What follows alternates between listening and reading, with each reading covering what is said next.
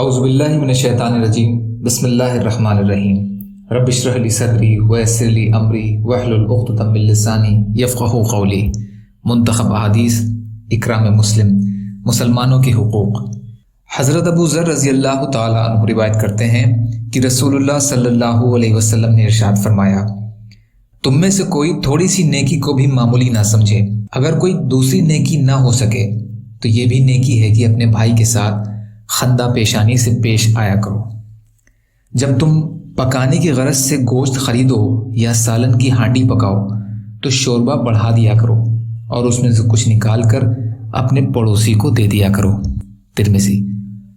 حضرت ابو ہریرہ رضی اللہ تعالی عنہ روایت کرتے ہیں کہ رسول اللہ صلی اللہ علیہ وسلم نے ارشاد فرمایا، وہ شخص جنت میں داخل نہ ہو سکے گا جس کی شرارتوں سے اس کا پڑوسی محفوظ نہ ہو۔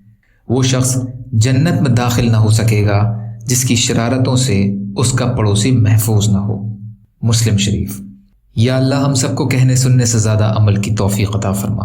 یا اللہ جو مظلوم ہیں ان کی مدد فرما، جو بیمار ہیں انہیں صحت عطا کیجیے، جو قرض میں ہیں ان کے قرضوں کو ادا کرا دیجیے۔ یا اللہ آپ قادر مطلق ہیں، آپ کے لیے ہر چیز آسان ہے، ہمارے لیے بھی آسانیاں پیدا فرمائیے۔ یا اللہ ہر خیر کی چیز میں ہمارا حصہ کر دیجیے، ہر شر کی چیز سے ہماری حفاظت فرمائیے۔ یا اللہ جو دنیا سے چلے گئے ان کو عذاب قبر سے بچائیے، ان کی مغفرت فرمائیے، ان کو قبر کی ہولناکیوں سے بچا لیجیے۔